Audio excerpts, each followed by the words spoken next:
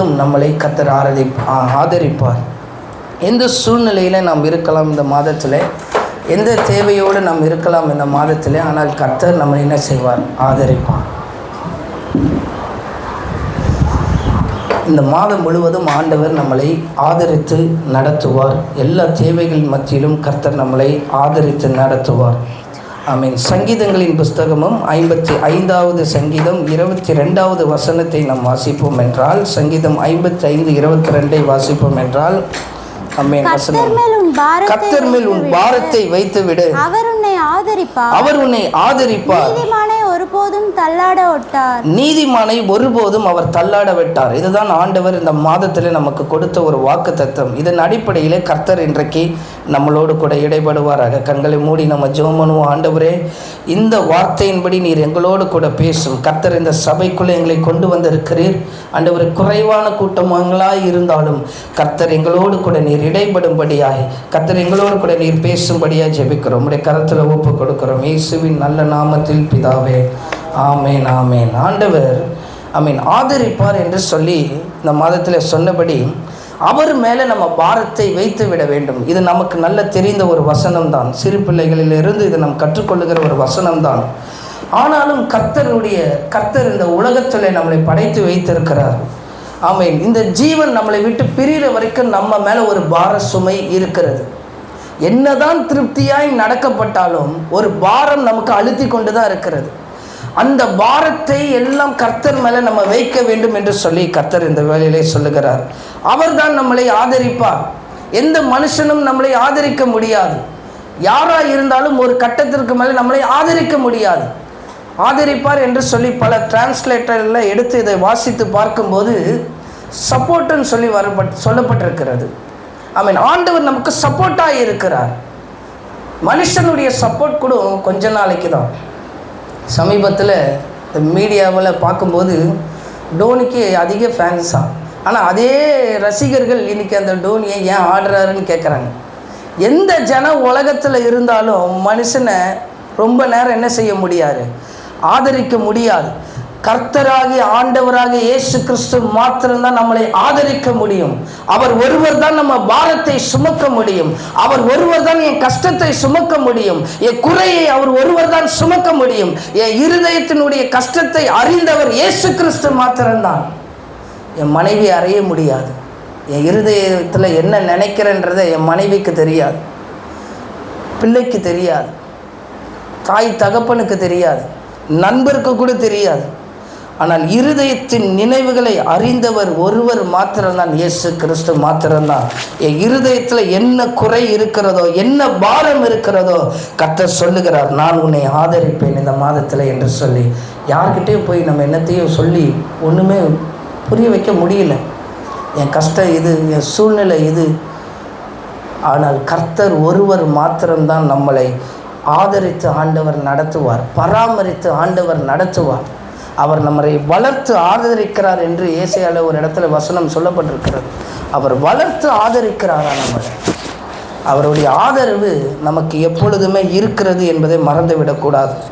அவருடைய சப்போர்ட் எப்பொழுதுமே நமக்கு இருக்கிறது என்பதை மறந்துவிடவே கூடாது. கர்த்தர் தான் நம்ம வாழ்க்கையிலே சப்போர்ட்டாக இருக்கிறார். இவ்வளோ தூரம் ஆண்டவர் நம்மளை நடத்தி கொண்டு வந்திருக்கிறாருன்னா கர்த்தருடைய சப்போர்ட். இங்கே சபை ஆரம்பிக்கப்பட்டு 2 வருஷம் ஆயிடுச்சா, ரெண்டாவது வருஷத்துக்குள்ளே போயிட்டுருக்குறோம். ஆரம்பத்தில் ஒன்றுமே கிடையாது. ஆனால் சப்போர்ட் கர்த்தர் தான் எங்களுக்கு சப்போர்ட்டாக இருந்தார். ஆண்டவர் தான் எங்களுக்கு ஆதரவாக இருந்தார். ஏஜி ஸ்தாபனம் எங்களுக்கு கொண்டு வந்து இங்கே லெட்டர் போடப்பட்டு இந்த சபையை கொடுத்துட்டாங்க. யாரையும் எங்களுக்கு தெரியாது, யாரை போய் சந்திக்கணும் எங்களுக்கு தெரியாது. எங்களுக்கு தெரிந்த ஒரே நபர் இயேசு கிறிஸ்து மாத்திரமே. அவரே எங்களை ஆதரித்து நடத்தினார். இந்நாள் வரை எங்களை ஆதரித்து நடத்தினார். அவ்வளோ கூட்டங்கள் சபையில் கிடையாது. தசம பாகங்கள் யாரும் கொடுக்கறதில்ல, பெரிய காணிக்கை கிடையாது. ஆனால் எங்களுக்கு தேவைகளும் இருக்கிறது. ஒருபோதும் ஜனங்களிடத்திலே வருகிறவர்களிடத்திலே நாங்கள் பணத்தை குறித்து பேசினதும் கிடையாது, பேச போகிறதும் கிடையாது. ஏனென்றால் எங்களை ஆதரிக்கிற தேவன் எங்களோடு கூட இருக்கிறார். அவர் மேலே எங்கள் பாரத்தை வைத்திருக்கிறதுனால நாங்கள் கலங்க போவதில்லை. நீதிமானை ஒருபோதும் அவர் தள்ளாட விட மாட்டார். உங்களையும் ஆண்டவர் ஒருபோதும் தள்ளாட விட மாட்டார்.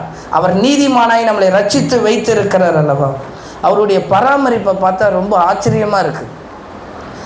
ஆமென். எப்போ என்ன வேணுமோ அதை ஆண்டவர் அற்புதமாய் அந்தந்த நேரத்தில் அதை சந்திக்கிறவராய் இருக்கிறார். ஆனால் அவர் மேலே நம்ம நம்பிக்கையாக இருக்கணும். 1 ராஜாக்களின் புஸ்தகமும் 17வது அதிகாரம் 7வது வசனத்தை நம்ம வாசிப்போம். 1 ராஜாக்கள், அதில் ஒரு தீர்க்கதரிசியாகிய ஒரு ஊழியக்காரனை ஆண்டவர் எப்படி ஆதரிக்கிறார் அந்த இடத்தை பார்ப்போம். தேசத்தில் மழை பெய்யாதபடியினால் தேசத்திலே மழை பெய்யாதபடியினால் சில நாளுக்கு பின்பு அந்த ஆறு வற்றி போயிற்று. ஆண்டவர் எலியாவை ஒரு ஆற்றங்கரையில் போய் உட்கார சொல்லி இருக்கிறார். அனுப்புனது யாரு? கர்த்தர். நீர் கேரி ஆற்றங்கரை அண்டைக்கு போன்னு சொல்லி எலியாவை அனுப்பிட்டார். எலியாவும் கர்த்தருடைய வார்த்தையை நம்பி அந்த இடத்துக்கு வந்துட்டார். வந்து உட்கார்ந்து இருக்கிறார். இப்போ தேசத்துல மழை பெய்யாதபடி வாசிப்ப வசனத்தை. தேசத்தில் மழை பெய்யாதபடியினால் சில நாளைக்கு பின்பு அந்த ஆறு வற்றி போயிற்று. ஆற்றை நம்பி உட்கார்ந்து கொண்டு இருக்கிறார். எவ்வளவு நாளைக்கு தான் நம்ம ஆற்றையே நம்பி இருப்போம்? எத்தனை நாளைக்கு தான் இந்த மனுஷனையே நம்பி இருப்போம்? எத்தனை நாளைக்கு தான் எனக்கு தயவு பாராட்டுகிற இவர்களை நம்பி இருப்போம்? இன்றைக்கு கர்த்தர் நம்மளோடு கூட பேசுகிறார். நீங்க ஆற்றை நம்பி இருக்கிறீங்களா? மனுஷனை நம்பி இருக்கிறீங்களா? அது சில நாளைக்கு பின்பு வற்றி போகும். ஆண்டவர் ஆரம்பத்தில் ஒரு குடும்பத்தை கொடுத்தார். இந்த சபையில் இந்த சபையில் நல்ல ஊழியங்கள் செய்தாங்க, பணங்கள் கொடுத்தாங்க, நிறைய உதவிகள் செய்தாங்க. ஆனால் எனக்கு என்னுடைய திட்டத்தின்படி நான் என்ன நினைத்தேன், இவங்க தேவ சித்தத்தின்படி கடைசி வரைக்கும் இருப்பார்கள், இந்த சபைக்கு ஒரு தூணாக இருப்பார்கள். திடீர்னு அவங்க ஊழியத்துக்கு போகிறேன்னு சொல்லும்போது வேறு இடத்துக்கு நான் ஊழியம் செய்ய போகிறேன்னு சொல்லி அந்த குடும்பம் கடந்து போயிட்டாங்க. இப்போ எங்களுக்கு எல்லா காரியமும் அப்படியே நின்றுருச்சு. ஆறு வற்றி போகும். எந்த ஜனங்களையும் நாம் நம்பி இருந்தால் எல்லாமே சில நாளுக்கு மாத்திரம்தான். அப்போ ஆண்டவர் ஒரு பாடத்தை புரிய வைத்தார். நீ என் சமூகத்தில் நில், கர்த்தருடைய சமூகத்தில் நீ வந்து இரு, நான் உன்னை என்ன செய்வேன்? எடுத்து பயன்படுத்துவேன், எடுத்து உயர்த்துவேன். ஆற்றை நம்பி நாம் இருப்போம் என்றால், மனுஷனை நம்பி இருப்போம் என்றால், சில காரியத்தை நம்பி இருப்போம் என்றால், தேசத்தில் மழை பெய்யாதபடியினால் சில நாளைக்கு பின்பு அந்த ஆறு வற்றி போயிற்று. அது வற்றி போயிடும், நம்மளை விட்டு போயிடும். பார்க்க ஆறு நல்லா இருக்குது, ஆற்றுல தண்ணி இருக்கிறனால இருக்கிற வரைக்கும் தான் வயல்வெளிக்கு செழிப்பு. ஆற்றில் என்னைக்கு டேமில் தண்ணி இல்லையோ, வற்றி போகுதோ, வயல் நிலங்கள் வறண்ட நிலங்களாய் மாறி போகும். ஆனால் இதில் ஒரு பெரிய ஆச்சரியம் என்னென்னா, அனுப்புனதே கர்த்தர் தான். அவரே அனுப்பி விடுறாரு. இந்த சொல்லுவாங்களே, குழந்தையும் கிள்ளி விட்டுட்டு ஆட்டி விடுற மாதிரி ஆற்றங்கரைக்கு போக சொன்னது ஆண்டவர், இந்த இடத்துக்கு வர சொன்னது ஆண்டவர். இன்றைக்கு இந்த இடத்துல உங்களை கூட்டிக் கொண்டு வந்திருக்கிறதும் ஆண்டவர். இப்போ உங்களுக்கு இதை பார்க்கறதுக்கு வற்றி போன ஒரு ஆறு மாதிரி தான் இருக்கும். ஆனால் ஒரு நாள் வரும், கர்த்தர் தேசத்தில் மழை பெய்ய செய்வார். ஆமென். ரதத்தை பூட்டிக்கிட்டு ஓடிட்டானா ஆகாப்பு ராஜா, ஓடுறான். அவன் ஓடுறதுக்குள்ளே மழை பெய்ய ஆரம்பிச்சுது. அந்த மாதிரியான நாட்கள் கர்த்தர் கொண்டு வருவார். நம் விசுவாசத்தோடு இருந்து கர்த்தர் மேல் பாரத்தை வைத்து அவர் ஆதரிக்கிறதை பார்க்கும்போது அற்புதமாக இருக்கிறது. அப்பொழுது கர்த்தருடைய வார்த்தை அவனுக்கு உண்டாகி 9வது வசனத்தை வாசிப்போம். நீ எழுந்து சீகோனுக்கு அடுத்த சாரிபாத் ஊருக்கு போய் அங்கேயே தங்கியிரு. உன்னை பராமரிக்கும்படி அங்கே இருக்கிற ஒரு விதவைக்கு நான் கட்டளையிடுகிறேன். இப்போ ஆண்டவர், ஆற்று வற்றி போயிருச்சு. இப்போது அந்த இடத்துல செழிப்பு கிடையாது, வளர்ச்சி கிடையாது. உடனே ஆண்டவர் ஒரு டிரான்ஸ்ஃபர் மாதிரி ஒன்று பண்ணுறதை பார்க்குறோம். நீ எழுந்து போ, அங்கேருந்து சீகோனுக்கு இருந்து கேரித் ஆற்றை கண்டையிலேருந்து சீகோனுக்கு கிட்டத்தட்ட 160 கிலோமீட்டர். தண்ணீர் இருந்தால் வாட்டர் பாட்டிலில் தண்ணி எடுத்துகிட்டு போகலாம். 160 கிலோமீட்டர் தண்ணி இல்லாமல் எலியா தீர்க்கதரிசி நடந்து போகணும். ஆமென். ஆண்டவருடைய வார்த்தைக்கு கீழ்ப்பட்டு நடந்து போவார் என்றால் கர்த்தர் அந்த நடந்து போகிற பாதை கடினம்தான். 160 கிலோமீட்டர் தூரம் கேரித் ஆற்றங்கரைக்கும் சீகோனுக்கும் 160 கிலோமீட்டர் பிரயாணமாய் அவன் நடந்து போகணும். தண்ணி கிடையாது, அப்பம் கிடையாது, இறைச்சி கிடையாது, பலன் கிடையாது, தூக்கம் கிடையாது. ஆனால் கர்த்தர் சொன்ன வார்த்தையை மாத்திரம் நம்பி போக வேண்டும். இன்றைக்கு கர்த்தர் நமக்கும் சொல்லி இருக்கிறார், நான் உன்னை ஆதரிப்பேன் என்று. கர்த்தர் சொன்ன இடத்திற்கு, சொன்ன சபைக்கு நீங்கள் வந்திருக்கிறீர்கள். சில இடத்துல ஆண்டவர், இவ்வளவு தூரத்திலிருந்து ஆண்டவர் உங்களை கொண்டு வந்து இந்த இடத்துல வைத்திருக்கிறார் என்றால் கர்த்தர் உங்களை ஆதரிக்க போகிறார், ஆதரிக்கிறார். ஆமென், ஹல்லேலூயா, ஆமென். பொள்ளாச்சியிலிருந்து என் மனைவி வந்திருக்கிறார். கிட்டத்தட்ட எழுதி வச்சேன் 530 கிலோமீட்டர் மதுரையிலேருந்து உங்களை கொண்டு வந்திருக்கிறாங்க இந்த இடத்துக்கு. 480 கிலோமீட்டர் மதுரை டு மாம்பாக்கம் கணக்கு பண்ணி எழுதி வச்சிருக்கிறேன். இத்தனை கிலோமீட்டர் உங்களை வந்து ஆண்டவர் கொண்டு வந்து வச்சிருக்கிறார். புதுப்பாக்கத்துலேருந்து இங்கே வந்திருக்கீங்கம்மா, 8 கிலோமீட்டர். இவ்வளோ தூரத்தில் இருந்து ஆண்டவர் நம்மளை கொண்டு வந்து வைத்திருக்கிறார் என்றால் அவர் உங்களை ஆதரிப்பதற்காக இந்த இடத்துல கூட்டி சேர்த்து வைத்திருக்கிறார். அவர் நம்மளை பராமரிப்பதற்காக விதவையின் வீட்டுக்கு அனுப்புகிறார். பஞ்ச காலத்தில் யார் வீட்டுக்கு அனுப்பணும்? ஒரு ராஜா வீட்டுக்கு அனுப்பணும். இன்றைக்கு கர்த்தருடைய வார்த்தை நமக்கு கிடைப்பதே ஒரு பஞ்சமான ஒரு காரியம். அப்படிப்பட்ட வார்த்தை, நமக்கு நல்ல வார்த்தை கிடைப்பதற்கு உங்களெல்லாம் எங்கே அனுப்பியிருக்கணும்? நல்ல பெரிய சபைக்கு அனுப்பி விட்டுருக்கணும், நல்ல பெரிய இடத்துக்கு அனுப்பி விட்டுருக்கணும் கர்த்தர். ஆனால் ஆண்டவர் ஒரு விதவையின் வீட்டை வைத்து கர்த்தரால் போஷிக்க முடியினால், இரும்பு கூடாரம் போட்டிருக்கிற இந்த சபையில் வைத்து ஆண்டவர் உங்களை போஷிக்க முடியும். இதுதான் கர்த்தர் மேலே நீங்கள் வைத்திருக்கிற நம்பிக்கை.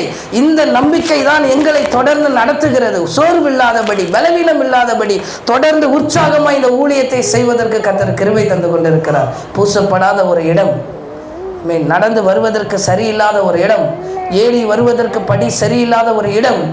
ஆனாலும் கர்த்தர் இந்த இடத்துல விதவையை கொண்டு போஷிக்கிற ஆண்டவர். இப்படிப்பட்ட இடத்திலும் கர்த்தரால் போஷிக்க முடியும். தேவனுடைய மகிமை இந்த இடத்துல இருக்கிறதை பார்க்க முடிகிறது. அந்த கர்த்தர் தான் நம்மளை அற்புதமாய் ஆதரிக்கிறார். அந்த விதவையை வைத்து தீர்க்கதரிசியை அவர் ஆதரித்தார். இன்றைக்கு இந்த தீர்க்கதரிசி நடந்து போனபடி வெறுமையான சில காரியத்தில் நம்ம நடந்து போகலாம் ஒன்றுமில்லாமல். ஆனால் விதவையின் வீட்டை சந்தித்து அந்த வீட்டுக்குள்ளே பிரவேசிக்கும் போது கர்த்தர் அந்த விதவியின் வீட்டை வைத்து போஷித்தது போல இதோ இந்த சபையை கர்த்தர் நமக்கு தந்திருக்கிறார். இந்த சபை நம்மளை போஷிப்புக்கு நேராய் கர்த்தர் நிச்சயமாய் நடத்துவார். ஹல்லேலூயா, தேவனுடைய நாமம் மகிமைப்படட்டும். ஆமென். 2 தீமோத்தேயு 4வது அதிகாரம் 16வது வசனத்தை வாசிப்போம். அங்கே பவுலை ஆண்டவர் எவ்விதமாய் ஆதரிக்கிறார் என்பதை பார்க்க முடிகிறது. 2 தீமோத்தேயு அதனுடைய 4வது அதிகாரம் 16வது வசனத்தை வாசிப்போம். நான் முதல் விசை உத்தரவு சொல்ல நிற்கையில் ஒருவனும் என்னோடு கூட இருக்கவில்லை. எல்லாரும் என்னை கைவிட்டார்கள். அந்த குற்றம் அவர்கள் மேல் சுமராது இருப்பதாக. அடுத்த வசனம். கர்த்தரோ எனக்கு துணையாக நின்று என்னாலே பிரசங்கம் நிறைவேறுகிறதற்காகவும் புறஜாதியார் எல்லாரும் என்னை பலப்படுத்தினார். சிங்கத்தின் வாயிலிருந்தும் நான் ரட்சிக்கப்பட்டேன். 16 வசனத்துல பார்க்கிறோம், ஒருவனும் என்னோடு கூட நிற்கவில்லை, எல்லாரும் என்னை கைவிட்டார்கள். யாரும் நம்மளோடு கூட நிற்க மாட்டார்கள். எல்லாரும் நம்மளை கைவிட்ட ஒரு சூழ்நிலையை பார்க்கிறோம். பவுலை கைவிட்டுட்டாங்க. 16வது வசனத்தில் ஒரு ஊழியக்காரனை கைவிட்டாச்சு. ஒரு ஊழியக்காரருக்கு அந்த நிலைமை என்னென்றால், நம்மளை நினச்சி பார்ப்போம், ஒருவனும் நம்ம கூட என்ன செய்ய மாட்டான், இருக்க மாட்டான். பணம் இருக்கும்போது, ஆஸ்தி இருக்கும்போது, நகை இருக்கும்போது, செல்வம் இருக்கும்போது உங்களை தேடி ஜனங்கள் இருப்பார்கள். வராத பத்திரிகை எல்லாம் தேடி வரும். தேடாத ஆட்கள் எல்லாம் உங்களை தேடுவார்கள். ஏன்? உங்களிடத்தில் பணம் இருக்கிறது, செல்வாக்கு இருக்கிறது, பொருள் இருக்கிறது, எல்லாம் இருக்கிறதுனால தேடாத ஜனங்கள் உங்களை தேடி வருவாங்க. ஆனால் உங்ககிட்ட ஒன்றுமே இல்லாத பொழுது கர்த்தர் அந்த இடத்துல உங்களோடு கூட ஆதரவாக இருக்கும்போது மனிதர்கள் உங்களிடத்தில் இருக்க மாட்டார்கள். உங்களை தேடி பத்திரிக்கை வராது, உங்களுக்கு யாரும் ஃபோன் பண்ண மாட்டாங்க, உங்களுக்கு யாரும் நலம் விசாரிக்க மாட்டாங்க. ஒருவனும் என்னோடு கூட இருக்கவில்லை, எல்லாரும் என்னை கைவிட்டார்கள். அப்படிப்பட்ட ஒரு சூழ்நிலையிலே கர்த்தர் நம்மளை வைத்திருப்பார் என்றால் அவர் நம்மளை ஆதரிப்பார். அவங்க எல்லாம் நம்மளை கைவிட்டு போனதற்கு கர்த்தரை நாம் துதிப்போம். அவர்கள் மூலியமாய் கர்த்தர் நம்மளை ஆதரிப்பார். அவர் மேலே நம்ம பாரத்தை வைக்கும்போது அவர் நம்மளை ஆதரிப்பார். ஆமென். 14வது வசனத்தை வாசிக்கும்போது, கர்த்தரோ எனக்கு துணையாக நின்று என்னாலே பிரசங்கம் நிறைவேறுகிறதற்காகவும் புறஜாதியர் எல்லாம் கேட்கிறதற்காகவும் என்னை பலப்படுத்தினார். இன்றைக்கு நம்ம சோர்வை பலப்படுத்த, நம்ம வெறுமைகளை பலப்படுத்த கர்த்தர் நமக்கு துணையாக இருக்கிறார். யார் நம்மளை கைவிட்டு இருக்கலாம், எந்த உதவி நமக்கு வராமல் இருக்கலாம், எந்த செல்வங்கள் நமக்கு சேராமல் இருக்கலாம், எந்த மனுஷன் நம்மளை பகைத்திருக்கலாம், நம்மளை மறந்திருக்கலாம். ஆனால் கர்த்தர் சொல்லுகிறார், நான் உனக்கு துணையாக இருக்கிறேன் என்று சொல்லி ஆண்டவர் நமக்கு துணையாக இருப்பார். அவர் துணையாக இருக்கிறார். அவர் ஆதரிக்கிறவராய் நம்மோடு கூட ஆண்டவர் இருக்கிறவராய் இருக்கிறதை பார்க்க முடிகிறது. ஆமென். அவர் நம்மளை பலப்படுத்தி சிங்கங்களின் வாயிலிருந்து அவர் ரட்சித்திருக்கிறார் என்று சொல்லப்பட்டிருக்கிறது. அவர் நமக்கு ஆதரவாய் இருப்பார் என்றால், சிங்க கெபியிலே போகப்பட்ட தானியேலை கூட சிங்கத்தினால ஒன்றும் செய்ய முடியவில்லை. ஆமென். சாத்ராக், மேஷாக், ஆபேத்நேகோ நெருப்பில் போய் அவர்கள் சுட்டெரிக்கப்பட்ட பொழுதும் ஒரு நெருப்பும் அவர்களை அணுகவில்லை. கர்த்தர் நமக்கு துணையாய் ஆதரவாய் இருப்பார் என்றால் எவரும் நமக்கு எதுவும் செய்ய முடியாது. இந்த மாதத்தில், இந்த நாட்களில் கர்த்தர் நம்மளோடு கூட பேசுகிற காரியம், நான் உனக்கு ஆதரவாய் இருக்கிற மகளே, நான் உனக்கு ஆதரவாய் இருக்கிறேன், நீ கவலைப்படாத. வருத்தப்பட்டு பாரம் சுமக்காத, அதை எல்லாம் என் மேலே வைத்து விடுன்னு கர்த்தர் சொல்லுகிறார். நீங்கள் எல்லாம் இளைப்பாற வேண்டும் என்று கர்த்தர் விரும்புகிறார். ஆமென். எந்த பாரமாக இருந்தாலும் அவர் மேலே வைத்து விடுங்கள். அவரே உங்களை ஆதரிப்பார். நீதிமானை ஒருபோதும் தள்ளாட விடமாட்டார். ஆமென். தாவீது சாதாரணமாக இதை எழுதலை, சாதாரணமாக இதை சொல்லலை. அப்பேற்பட்ட சூழ்நிலையிலே தாவீது இருந்தார். அப்பேற்பட்ட ஒரு இருதயம் உடைக்கப்பட்ட ஒரு சூழ்நிலையில் இருந்துதான் அதை சொல்ல முடிகிறது. என் தாயும் என் தகப்பனும் என்னை கைவிட்டாலும் கர்த்தர் என்னை சேர்த்து கொள்வார் என்று சொல்ல முடிகிறது. யார் சொல்ல முடியும்?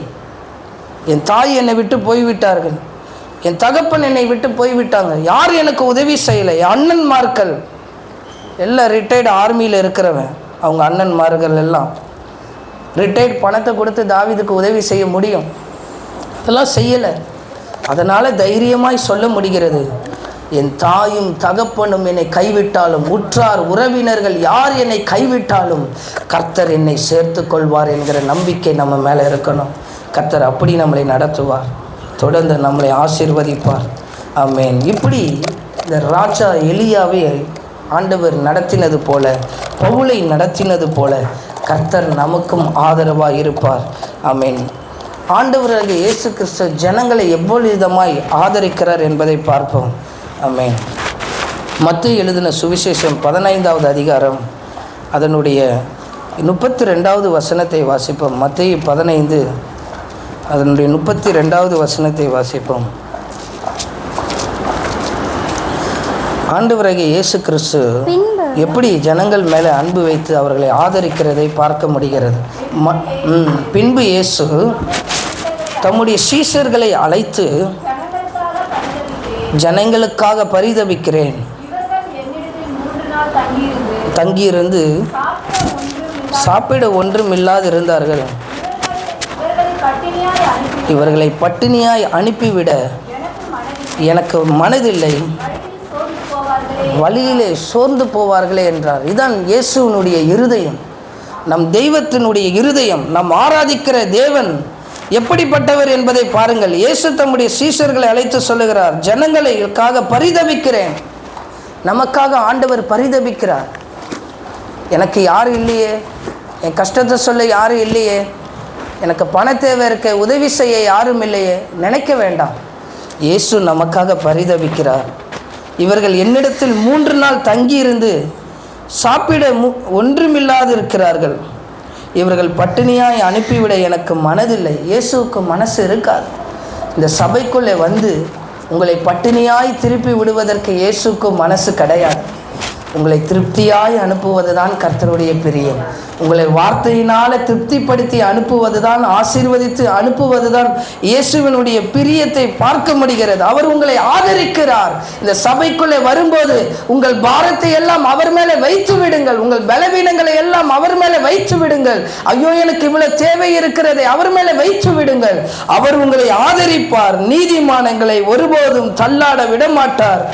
இயேசு சொல்லுகிறார், வழியிலே இவர்கள் சோர்ந்து போவார்களே, நான் உங்களை திருப்திப்படுத்தாமல் அனுப்பிவிட்டேன் என்றால் இந்த சபையிலே நீங்கள் சோர்ந்து போய் விடுவீர்களே. அதனால் தான் ஆண்டவர் உங்களை திருப்தியாய் அனுப்புவதற்காக ஆதரிக்கிறார் என்று சொல்லி வாக்கு பண்ணி உங்களை அனுப்புகிறார். ஆமென்.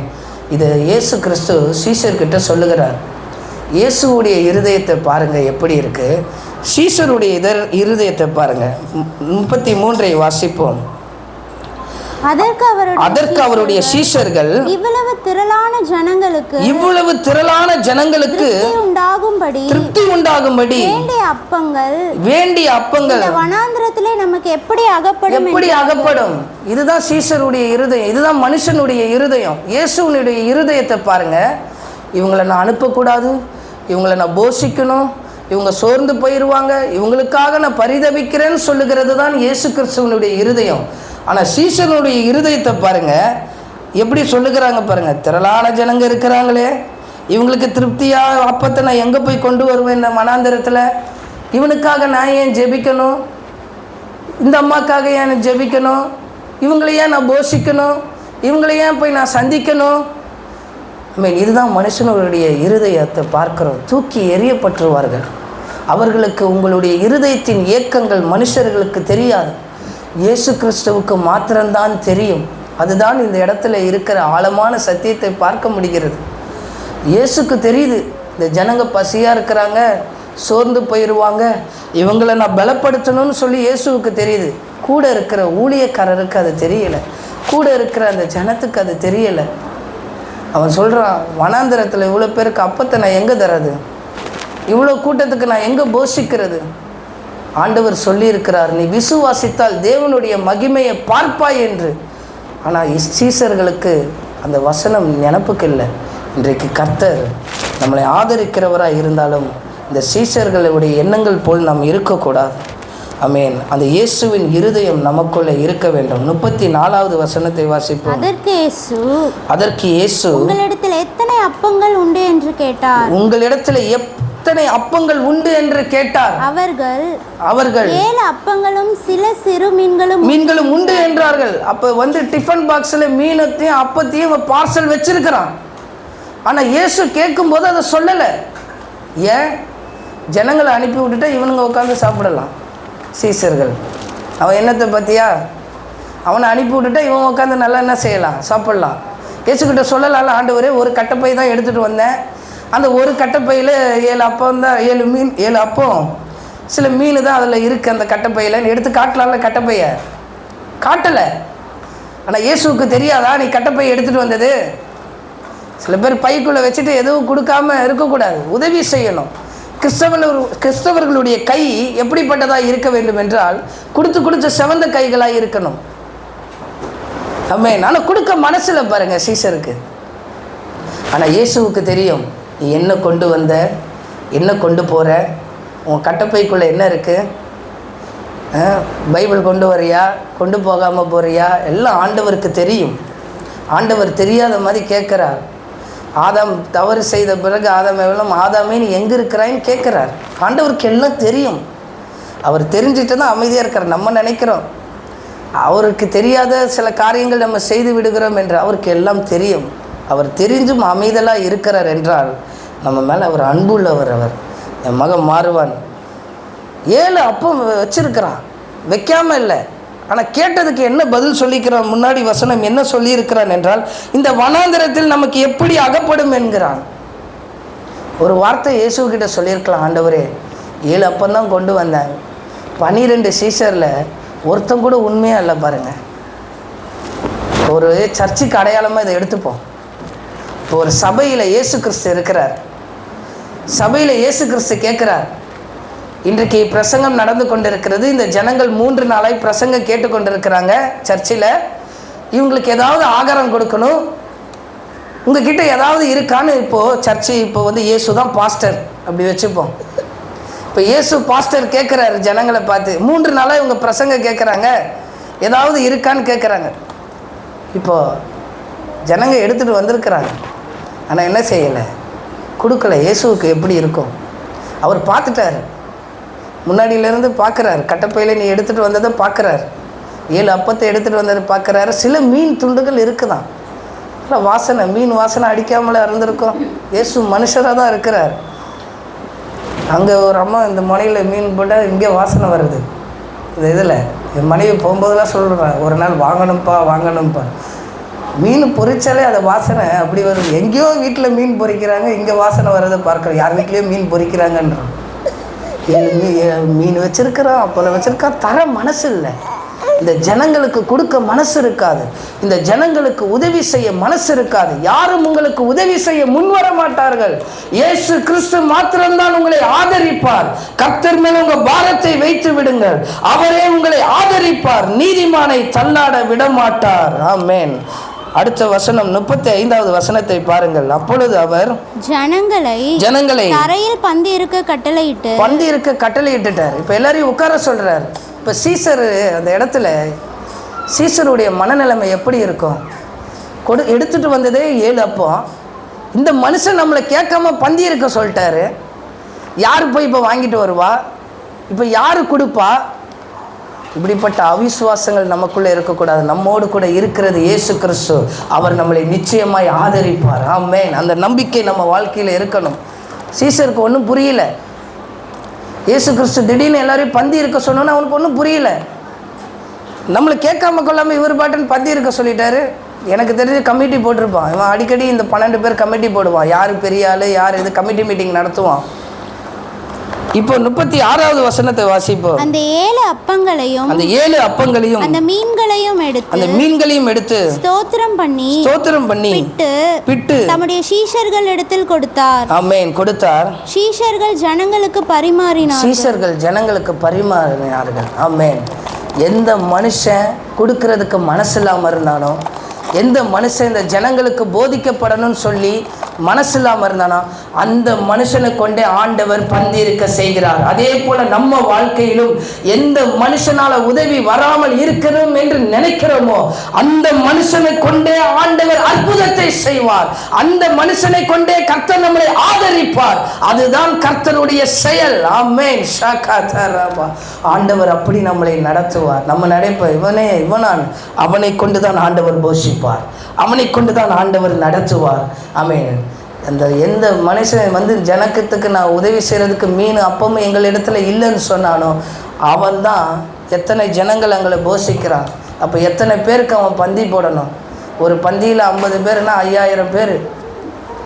எத்தனை வரிசைன்னு பார்த்துக்கோங்க. இங்கே கல்யாணத்தில் 4 வரிசை போட்டாலே 40 சண்டை வருது. எனக்கு அதை வைக்கல, இதை வைக்கல, மாமனாருக்கு இதை வைக்கல, அவனை கவனிக்கலை, மச்சானை கவனிக்கலைன்னு சொல்லி. ஆனால் ஆண்டவர் பந்தி இருக்க செய்தார் என்றால், ஆண்டவர் பந்திக்குள்ளே இருந்தார் என்றால் அற்புதமாய் ஆண்டவர் போஷிப்பார். ஹல்லேலூயா. கர்த்தர் அற்புதமாய் நடத்தி கொடுப்பார். அதுதான் ஆண்டவருடைய செயல். ஆமென். 37வது வசனத்தை வாசிப்போம்.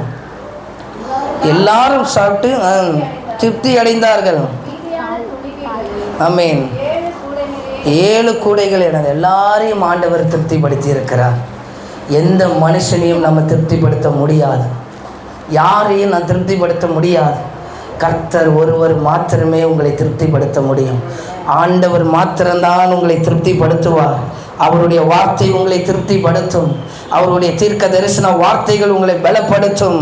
ஆமென். கர்த்தர் சாப்பிட்டு திருப்திய மீதியான துணிக்கையான 7 கூடை நிறைய அவர்கள் எடுத்தார்கள் என்று வசனம் சொல்லப்பட்டிருக்கிறது. அவன் ஒழுங்கா இப்போ என்ன நினச்சிருப்பான்? கேட்கும்போதே கொடுத்துருந்தோன்னா நமக்கு 7 கூடை வந்திருக்குன்னு சொல்லி நினச்சிருக்கலாம். ஆனால் அவன் கொடுத்த பிறகு தான் அதை யோசிக்கிறான். 7 கூடை நிறைய மீதி எடுத்துகிட்டு போகிறான். நல்லா கவனிச்சு பாருங்கள். வரும்போது வெறும் 7 அப்பம், சில மீன், ஒரு கட்டப்பை தான். ஆனால் போகும்போது 7 கூடை நிறைய எடுத்துகிட்டு போக ஆண்டவர் உதவி செய்கிறார். ஆமென். ஒரு கட்டப்பையோடு வரான். திரும்பி போகும்போது 7 கட்டப்பையோடு கூட ஆண்டவர் திரும்பி போக உதவி செய்தார். இன்றைக்கு நம்ம வெறுமையாய் ஒன்றுமில்லாமல் இந்த வேதத்தை மாத்திரம் சுமந்துட்டு சபைக்கு வந்திருக்கலாம். திரும்பி போகும்போது ஆண்டவர் ஆதரிக்கிறார் என்கிற வார்த்தையோடு உங்கள் பாரத்தை எல்லாம் அவர் சுமந்து ஆதரவாய் உங்களோடு கூட கடந்து போக கர்த்தர் வல்லமை உடையவர். ஹல்லேலூயா. ஆண்டவருடைய நடத்துதலை பாருங்கள், எப்படி ஆண்டவர் நேசிக்கிறார் என்று சொல்லி. ஆமென். இன்றைக்கு யார் நம்மளை கைவிட்டு இருக்கலாம், போஷிப்பதற்கு யாரும் இல்லாமல் இருக்கலாம். உதவி செய்வதற்கு யாரும் இல்லாமல் இருக்கலாம். கர்த்தர் இந்த மாதத்தில் இந்த வாக்குத்தத்தத்தை மாத்திரம் பிடித்து கொள்ளுங்கள். ஆமென். அவர் உங்களை ஆதரிக்கிறார் என்று சொல்லி அவர் நிச்சயமாய் நம்மளை ஆதரிப்பார். நீதிமானை ஒருபோதும் தள்ளாட விட மாட்டார். ஆமென். அவர் மேலே நம்ம பாரத்தை வைத்து விட வேண்டும். ஆண்டவரே, என் இடத்துல வெறும் சில மீன்கள் தான் இருக்கிறது, என்கிட்ட ஒரு சில பணங்கள் தான் இருக்கிறது, ஆனால் அது கர்த்தருக்கென்று கொடுக்கும்போது ஆண்டவர் 7 கூடை நிறைய ஆண்டவர் ஆசீர்வாதமாய் கொடுத்தார். கொடுக்கிற இடத்துல கர்த்தர் ஆதரிக்கிறவராய் இருக்கிறார். இதுதான் இயேசுவனுடைய இருதயம். அவர் போஷித்து நடத்துகிற இருதயம். 3 நாள் இருந்த ஜனங்கள் சோர்வு இல்லாதபடி திரும்பி போனதை பார்க்க முடிகிறது. இன்றைக்கு கர்த்தர் நம்மளை இந்த சபைக்குள்ளே கொண்டு வந்திருக்கிறார். உங்கள் பாரத்தை எல்லாம் அவர் வாங்கி கொண்டு அவர் உங்களை ஆதரவாய் கடந்து போக வைக்கிறார். ஹல்லேலூயா. கர்த்தர் செய்ய நினைத்தது ஒருபோதும் உங்கள் வாழ்க்கையில் அது தடைபடாது. ஆனால் சூழ்நிலைகள் நமக்கு அப்படி தான் தோணும், ஒன்றுமே இல்லாத மாதிரி தான் தோணும். ஆனால் கர்த்தர் நம்மளை ஆதரிப்பார். ஆமென். தீர்க்க தரிசனமாய் ஆண்டவர் இந்த மாதத்தில் நமக்கு கொடுத்த வார்த்தை, அவர் நம்மளை ஆதரிக்கிறார் என்று சொல்லி. இந்த ஜனங்களை எவ்விதமாய் ஆதரித்தார்? இந்த ஜனங்களை ஆதரித்த இயேசு கிறிஸ்து இன்றைக்கு உங்களையும் என்னையும் ஆண்டவர் அற்புதமாய் ஆதரித்து நடத்துவார். பவுலை ஆதரித்ததை பார்க்க முடிகிறது, எலியாவை ஆதரித்ததை பார்க்க முடிகிறது. அதே இயேசு கிறிஸ்து இன்றைக்கி ஆதரிக்கிற அவருடைய ஆதரவு அற்புதமானது, அவருடைய செயல் மகத்துவமானது. கடந்த நாட்களில் நான் ஒரு நபரை சந்தித்தேன். அவங்கள பார்க்கும்போது அந்த தம்பி ஒரு ஆட்டோ ஓட்டுறார். அவங்க பார்க்கும்போது இன்னும் ரட்சிக்கப்படலை போல் சொல்லிட்டு பேசலான்ட்டு அந்த நபரை ஆத்மாவை சந்திக்க போகும்போது ஆண்டவரை ஏற்றுக்கொண்டான். அவனுடைய ஆட்டோ பின்னாடி அஜித்து படம் இருக்கும். அதில் வேறு ஏதோ ஒன்று எழுதியிருக்கோம், அட்டகாசமாக ஏதோ ஒன்று அஜித்து படம் போட்டிருக்கோம். இன்றைக்கி அந்த மகன் ஆண்டவரை ஏற்றுக்கொண்டு இருக்கிறான். இப்போ அவன் ஆட்டோ பேசிட்டு ஆட்டோ எடுத்து போகிறான். நான் ஆண்டவரை ஏற்றுக்கொண்டேன்னா கர்த்தர், அவன் சொல்லிட்டு போகிறான், கர்த்தர் தான் எங்களுக்கு ஆதரவாக இருந்தார். எங்கள் அப்பா உடம்பு சரியாமல் ஆயிட்டாங்க, நாங்கள் ஜோமனோம் ஒரு சபைக்கு போய் ஆண்டவர் ரட்சிப்பு கொடுத்தாரு, அதிலிருந்து நாங்கள் ஆண்டவரை ஏற்றுக்கொண்டோம் அப்படின்னு சொல்லி. இப்போது அந்த ஆட்டோ பின்னாடி பார்க்குறேன், அஜித் படத்தை காணும். இயேசு உங்களை நேசிக்கிறார், ஜீசஸ் லவ்ஸ் யூன்னு எழுதியிருக்கிறார். ஆமென். ஆண்டவர் எப்படி மாற்றிட்டார் பாருங்க. ஆமென். இப்போ அவன் சொல்லுகிறான், இப்போ நான் நல்லா இருக்கிறேனான்னு சொல்லுகிறான். ஆண்டவர் எவரையும் மாற்ற முடியும். கர்த்தருடைய ஆதரவு நமக்கு இருக்கும் என்றால் ஆமென். வெறும் சில மீன்கள் தான் இருக்கிறது, ஆனால் ஆண்டவர் 7 கூடை நிறைய ஆண்டவர் நிரப்ப கர்த்தர் வல்லமை உடையவர். அவருக்கு மாத்திரம்தான் அந்த இருதயம் தெரியும். இந்த இருதயத்தில் நம்ம என்ன பாரத்தோடு இருக்கிறோம். நானும் பிரசங்கம் பண்ணுகிறேன், எல்லாம் செய்கிறேன், ஆனால் சில இடத்துல எனக்கும் சோர்வுகள், பலவீனங்கள், தேவைகள் இருந்து கொண்டு தான் இருக்கிறது. ஆனால் ஒருபோதும் நாங்கள் என்ன செய்கிறதில்ல, எந்த மனுஷரை நம்பியோ அவர்களிடத்தில் போய் சொல்லுகிறதில்ல. எங்களுக்கு ஆதரவு கர்த்தர் இதோ இருக்கிறது எங்களிடம். இங்கே தேவ சமூகத்தில் நாங்கள் ஜெபிக்கிறோம். கர்த்தர் அற்புதமாய் நடத்துகிறார். ஒரு சில நாட்களுக்கு முன்பாக ஒரு பெரிய தேவை இருந்தது. எப்படி இதை நான் சந்திக்கிறோம், எப்படி செய்ய முடியும்னு தெரியல. ஆனால் ஆண்டவர் இந்த வாக்குத்தத்தத்தை கொடுத்து விட்டார். அப்போது ஆண்டவர்கிட்ட ஜெபம் பண்ண, ஆண்டவர் இந்த வாக்குத்தத்தம் தந்துட்டீங்க, இன்னும் சபைக்கு இந்த வார்த்தையை குறித்து சொல்லலை, ஆனால் தீர்க்க தரிசனமாக பேசிட்டீங்க, எப்படி நான் இதை செய்ய முடியும் சொல்லி ஆண்டவர் இடத்துல ஜெபிக்கும்போது ஆண்டவர் அற்புதமாக அந்த தேவையை செஞ்சுட்டார். அதுக்கு சாத்தியமே இல்லை. அப்போ தெரிஞ்சது ஆண்டவருடைய ஆதரவு என்றைக்குமே நமக்கு குறையாது. சப்போர்ட், அவர் தான் நமக்கு சப்போர்ட்டாக இருக்கிறார். நம்ம பேக் போனாக அவர் தான் இருக்கணும். என்னை உயர்த்தினது யார், பேக் போனாக யார் இருக்கணும்னா கர்த்தர் சொல்ல வேண்டும். அதுதான் நமக்கு உண்டான ஒரு பெரிய சாட்சி.